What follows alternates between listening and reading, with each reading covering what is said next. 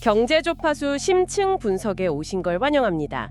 인공지능이 우리 삶을 바꾸고 있다는 이야기는 이제 익숙하죠. 하지만 그 혁명의 중심, 보이지 않는 곳에서 벌어지는 거대한 전쟁에 대해서는 얼마나 알고 계신가요? 바로 AI 칩, 인공지능의 뇌를 만드는 기술을 둘러싼 동쟁이에요. 오늘은 이 전쟁의 최전선을 깊숙이 한번 들여다보려고 합니다. 한쪽에는 전례 없는 속도로 질주하는 챔피언이 있고 다른 한쪽에서는 그 뒤를 맹렬히 추격하는 도전자가 있죠. 그리고 이 모든 것을 좌우하는 보이지 않는 손, 바로 글로벌 공급망과 각국 정부의 치열한 전력까지. AI의 미래가 어떻게 그려질지 궁금하시다면 지금부터 저희가 그 거대한 그림을 하나씩 펼쳐 보여드릴게요. 자, 그럼 이 판을 한번 열어보죠. 먼저 현재 시장의 절대 강자 엔비디아 이야기부터 시작해야 할 것 같아요. 최근 실적을 보면 정말 입이 벌어질 정도더라고요. 네, 맞아요. 분기 매출이 무려 57억 달러, 우리 돈으로 70조 원이 넘어요. 70조 원이요. 네, 특히 데이터 센터 부문 매출이 512억 달러로 대부분을 차지했죠. 젠슨 황 CEO가 AI의 선순환에 진입했다고 말할 정도인데 이건 단순히 회사가 돈을 잘 번다는 수준을 넘어선 이야기 같아요. 맞아요. 그 570억 달러라는 숫자는 단순히 회계장부상의 기록이 아니에요. 이건 컴퓨팅 산업의 무게중심이 개인용 PC나 스마트폰에서 이제는 거대한 AI 공장, 즉 데이터 센터로 완전히 넘어갔다는 하나의 선언과도 같아요. 지난 수십 년간 기술 산업을 이끌어온 패러다임이 바뀌는 순간을 보여주는 상징적인 숫자죠. AI 공장이라는 표현이 정말 와닿네요. 과거에 게임용 그래픽카드로 유명했던 회사가 어떻게 이런 거대한 변화의 중심에 서게 된 건가요? 핵심은 쿠다라는 강력한 소프트웨어 생태계에 있어요. AI 골드러시 시대에 엔비디아가 금을 캐는 곡괭이와 삽을 파는 거의 유일한 가게라고들 하잖아요. 네네, 그런 비유를 많이 하죠. 쿠다는 그 가게의 문을 걸어 잠그는 자물쇠 역할을 하는 거죠. 이건 단순히 칩을 사서 쓰는 문제가 아니에요. 지난 15년 넘게 수많은 개발자와 연구자들이 쿠다라는 프로그래밍 언어로 AI 모델을 만들어 왔어요. 이제 와서 다른 회사의 칩을 쓰려면 그 모든 코드와 지식을 처음부터 다시 배워야 하는 거예요. 마치 한 도시의 모든 사람들이 영어를 쓰다가 갑자기 내일부터 라틴어를 쓰라고 하는 것과 같아요. 그 전환 비용이 어마어마하기 때문에 한번 엔비디아 생태계에 들어오면 빠져나가기가 거의 불가능에 가깝죠. 이게 바로 엔비디아의 진짜 해자입니다. 바로 그 지점에서 정말 흥미로운 점이 나와요. 그렇게 정상에 올랐으면 속도를 조절할 법도 한데 엔비디아는 오히려 가속 페달을 더 깊게 밟고 있다는 거죠. 올해 초 CES 2026에서 공개된 차세대 플랫폼 루빈이 바로 그 증거잖아요. 네, 맞습니다. 이건 그냥 새로운 칩 하나가 아니더라고요. 맞아요. 루빈 GPU뿐만 아니라 시스템의 두뇌 역할을 하는 베라 CPU, 그리고 수많은 GPU를 하나로 묶는 초고속 통신망인 NVLink 6까지 AI 연산을 위한 완전한 패키지를 내놓은 거죠. 아, 패키지로요? 네, 칩 하나를 파는 게 아니라 AI 공장의 청사진 전체를 파는 전략으로 바뀐 거예요. 더 무서운 건 속도예요. 지금까지는 2년 주기로 새로운 아키텍처를 내놨는데 이제부터는 1년마다 내놓겠다고 선언했어요. 1년마다요? 네, 이건 경쟁사들에게 우리 속도를 따라오지 못하면 도태될 것이라는 공개적인 선전포고나 다름없어요. 업계 전체를 엔비디아의 시간에 맞춰 움직이도록 강제하는 거죠. 기술적으로도 이전 세대인 블랙웰보다 추론 성능이 5배 좋아지고 비용은 10분의 1로 줄어든다고 하던데요. 근데 성능이 5배 향상된다는 건 놀랍지만 한편으로는 업계에서 흔히 듣는 마케팅 구호 같기도 해요. 이게 정말 실제 AI 작업에서도 5배의 효율을 의미하는 건지 아니면 특정 조건에서만 달성 가능한 수치일까요? 여기엔 함정이 없을까요? 아주 좋은 질문이에요. 물론 마케팅적인 측면도 있겠죠. 하지만 여기서 봐야 할 건 그 성능으로 무엇을 하려 하는가입니다. 이 정도의 연산 능력은 단순히 챗봇을 더 똑똑하게 만드는 수준을 넘어섭니다. 더 똑똑한 챗봇 이상이다. 네, 엔비디아가 겨냥하는 건 물리적 AI, 피지컬 AI와 에이전트 AI, 에이전틱 AI예요. 스스로 주변 환경을 인식하고 목표를 세우고 계획을 짜서 현실 세계에서 복잡한 임무를 수행하는 AI죠. 예를 들면 어떤 게 있을까요? 예를 들어 어질러진 방을 보고 이 방을 깨끗하게 만들어야겠다고 스스로 판단한 뒤 물건을 집어 정리하고 청소기를 돌리는 휴머노이드 로봇을 생각해보세요. 이건 단순히 텍스트를 생성하는 것과는 차원이 다른 복합적인 추론 능력이 필요해요. 루비는 바로 그런 미래를 현실로 만들기 위한 엔진인 셈입니다. 엔비디아가 그렇게 자신들의 속도로 판을 짜버리면 다른 주자들은 정말 숨이 턱턱 막힐 것 같은데요. AMD 같은 강력한 경쟁사들은 이 속도전에 어떻게 대응하고 있나요?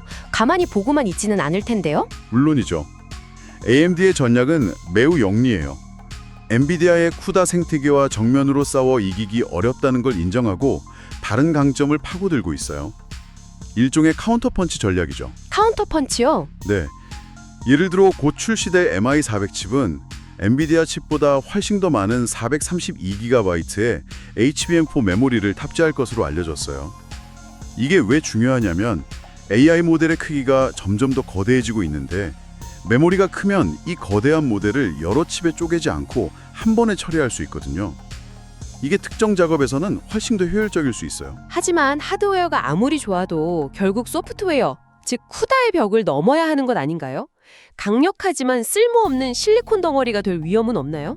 바로 그 점 때문에 AMD는 오픈소스 소프트웨어 플랫폼에 모든 걸 걸고 있어요.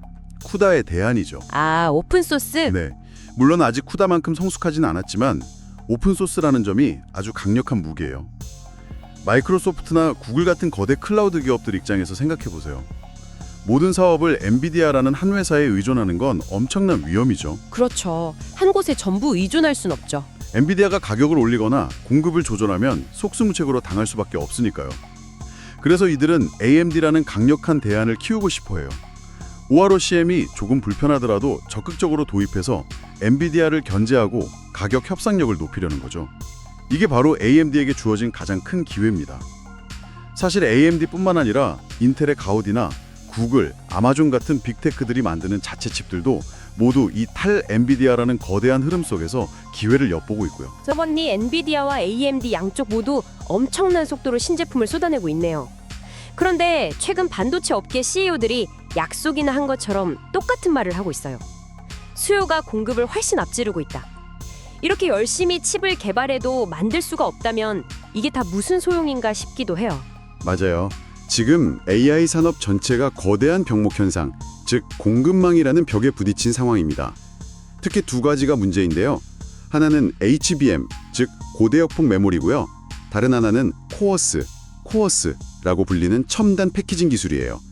이 병목은 단기적인 현상이 아니라 최소 2027년까지 이어질 구조적인 문제로 보여요. HBM이나 코어스 좀 더 쉽게 설명해 주실 수 있을까요? 왜 이 두 가지가 병목의 원인이 되는 거죠? HBM은 메모리 반도체를 아파트처럼 수직으로 여러 개 쌓아 올려서 데이터 처리 속도를 폭발적으로 높인 부품이에요. AI 칩이 처리해야 할 데이터의 양이 어마어마한데 이걸 기존 방식으로는 감당할 수가 없거든요. 아, 도로로 비유할 수 있겠네요. 네, 마치 좁은 1차선 도로를 16차선 고속도로로 바꾸는 것과 같아요. 그리고 코어스는 이 HBM이라는 메모리 아파트와 GPU라는 중앙 처리 빌딩을 하나의 기판 위에 아주 정교하게 올려놓는 도시계획 또는 건축 기술 같은 거예요. 건축 기술이요? 네, 이 둘을 아주 가깝게 붙여서 데이터가 오가는 거리를 최소화해야만 제 성능이 나오거든요.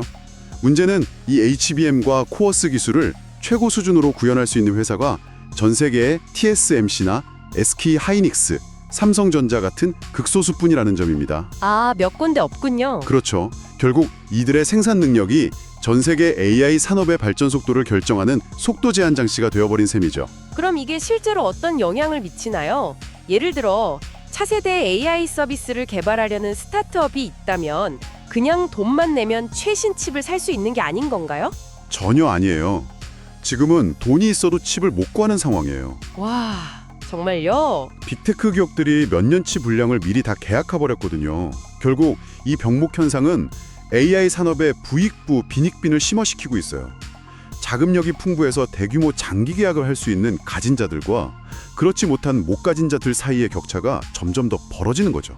AI 혁신에 필요한 입장권 가격이 천정부지로 치솟고 있는 거네요. 맞습니다. 기술 경쟁에 생산 능력 경쟁까지 정말 복잡한데 여기서 끝이 아니더라고요. 이제는 각국 정보까지 이 전쟁에 뛰어들면서 더 큰 변수가 등장했어요. 바로 지정학 문제죠. 특히 미국 정부가 최첨단 AI 칩의 중국 수출을 강력하게 통제하기 시작했잖아요. 네, 이제 전쟁터가 연구실과 공장을 넘어 각국 의회와 행정부로까지 확장됐어요. 미국의 정책은 단순히 중국에 팔지 마라 라는 식의 단순한 금지 조치가 아니에요. 훨씬 더 복잡하고 정교하죠. 아, 그냥 금지가 아니군요. 네, 예를 들어 특정 성능 이하의 칩은 여러 까다로운 조건을 충족하면 중국에 수출 허가를 내주기도 해요. 하지만 그 조건이라는 게 이 칩을 팔아도 미국 내 공급이 충분한가, 이 칩 때문에 미국 고객사가 써야 할 생산 라인을 뺏지는 않는가, 또 구매자의 최종 사용처가 군사적 목적으로 쓰일 위험은 없는가 등을 아주 깐깐하게 증명해야 하는 고강도 심사 과정이에요. 사실상 허가를 내주지 않겠다는 것과 마찬가지네요. 그렇죠. 심지어 25%의 관세를 부과하는 정책이나 GAINAI 법안 같은 것도 있다고요? 이건 또 어떤 영향을 미치나요? 25% 관세는 해외에서 만든 칩을 미국으로 들여와서 다시 중국 같은 제3국으로 판매할 경우에 매기는 건데요. 복잡한 글로벌 공급망을 이용한 우회 수출을 막겠다는 의도예요. 아, 개인 AI 법안은 더 노골적이에요. 반도체 미국 우선주의 법안이라고 할 수 있는데 미국 내 수요를 먼저 다 채우고 그러고도 남는 물량이 있으면 그때 수출을 고려하자는 거죠. 와, 정말 미국 우선주의네요. 네, 이런 정책들은 전 세계 고객들에게 엄청난 불확실성을 안겨주고 있어요. 한국이나 유럽 기업 입장에서는 언제 미국 정부의 결정 하나로 칩 공급이 끊길지 모른다는 불안감을 갖게 되는 거죠. 이런 강력한 정책들이 미국의 기술 패권을 지키는 데 도움이 될 거라고 보는 시각도 있지만 한편으로는 이게 자충수가 될 수 있다는 비판도 만만치 않아요. 이 부분은 어떻게 보세요? 바로 그게 지금 워싱턴에서 벌어지고 있는 가장 뜨거운 논쟁이에요. 한속에서는 국가 안보가 최우선이라고 주장해요. 중국이라는 잠재적 경쟁국에 최첨단 기술이 넘어가는 걸 막아야 한다는 거죠. 하지만 다른 한쪽에서는 이게 오히려 자국 기업들의 발목을 잡는 정책이라고 비판해요. 발목을 잡는다. 네, 중국은 세계 최대의 반도체 시장인데 이 시장을 막아버리면 엔비디아나 AMD 같은 기업들은 막대한 수익을 잃게 되잖아요. 그 수익은 차세대 기술을 개발하기 위한 R&D 자금으로 쓰이는 건데 말이죠. 장기적으로는 R&D 투자 여력이 줄어서 오히려 경쟁에서 뒤처지게 될 수 있다는 우려예요. 아, 누구의 주장이 맞을지는 아직 아무도 모르는 거군요. 그렇죠. 정말 어려운 문제입니다. 오늘 이야기를 정리해 보겠습니다. 엔비디아는 루빈이라는 강력한 무기와 1년이라는 압도적인 속도로 다음 시대를 향해 질주하고 있고 AMD는 메모리 용량 같은 다른 강점을 내세워 영리하게 그 뒤를 쫓고 있어요. 하지만 이들의 속도는 HBM과 코어 WS라는 핵심 부품의 공급망이라는 물리적 한계에 부딪혀 있고 그 위에서는 미중 기술 패권 다툼이라는 거대한 지정학적 게임이 펼쳐지고 있네요. 정말 한편의 거대한 서사시 같아요. 맞아요. 오늘 우리는 칩의 연산 속도와 성능에 대해 많은 이야기를 나눴지만 어쩌면 이 전쟁의 승패를 가를 진정한 변수는 전혀 다른 곳에 있을지도 몰라요. 다른 곳이요? 바로 전력입니다. 전력이요? 네, 우리가 AI 공장이라고 부르는 데이터 센터들이 점점 더 많은 에너지를 집어삼키면서 전 세계 전력망이 한계에 다다르고 있어요. 일부 예측에서는 몇 년 안에 AI 산업이 한 국가 전체의 전력 소모량과 맞먹는 에너지를 사용하게 될 거라고 하죠. 와, 상상이 안 가네요. 어쩌면 AI 기술의 다음 혁신은 더 빠른 칩이 아니라 그 칩을 안정적으로 돌릴 수 있는 핵융합이나 차세대 에너지 저장 장치 같은 에너지 기술에서 나올지도 모릅니다. 지능에 대한 인류의 갈망이 지구의 전력 공급량을 넘어서게 될 때 우리는 과연 어떤 선택을 해야 할까요? 생각해 볼 만한 질문입니다.